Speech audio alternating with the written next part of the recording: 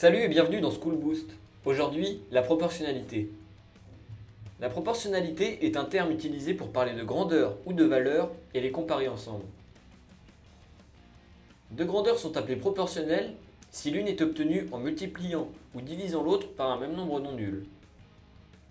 Ici, tu peux obtenir la taille du chat de droite en multipliant celle du chat de gauche par 2.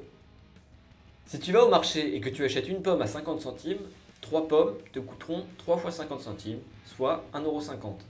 Le prix est donc proportionnel au nombre de pommes. On utilise souvent un tableau de proportionnalité pour représenter une situation de proportionnalité. Dans ces tableaux, pour passer d'une ligne à l'autre, on multiplie ou divise une ligne par un même nombre qu'on appelle coefficient de proportionnalité. Dans notre cas, c'est 0,5. Pour passer de la ligne du bas à celle du haut, on doit multiplier par 0,5. Regarde. 1 fois 0,5 égale 0,5, 2 fois 0,5 égale 1, 3 fois 0,5 égale 1,5 et 14 fois 0,5 égale 7. Mais tu peux aussi additionner deux colonnes pour en trouver une troisième. Ici, pour trouver le prix de 5 pommes, il suffit d'additionner le prix de 2 pommes plus le prix de 3 pommes, c'est-à-dire 1 plus 1,5. Le prix de 5 pommes est donc de 2,50 €.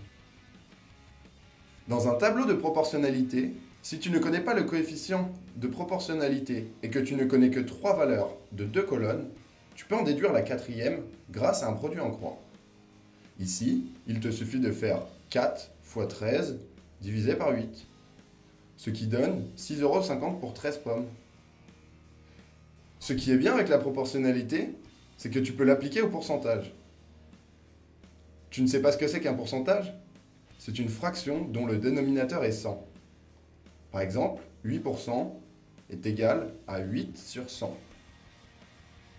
Pour calculer un certain pourcentage d'un nombre, tu dois multiplier ce nombre par le pourcentage en question.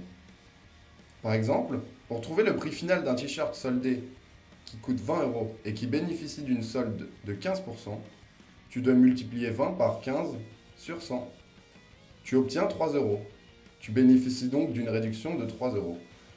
Ensuite, il te suffit de soustraire le résultat au prix initial, soit 20 moins 3 égale 17 €.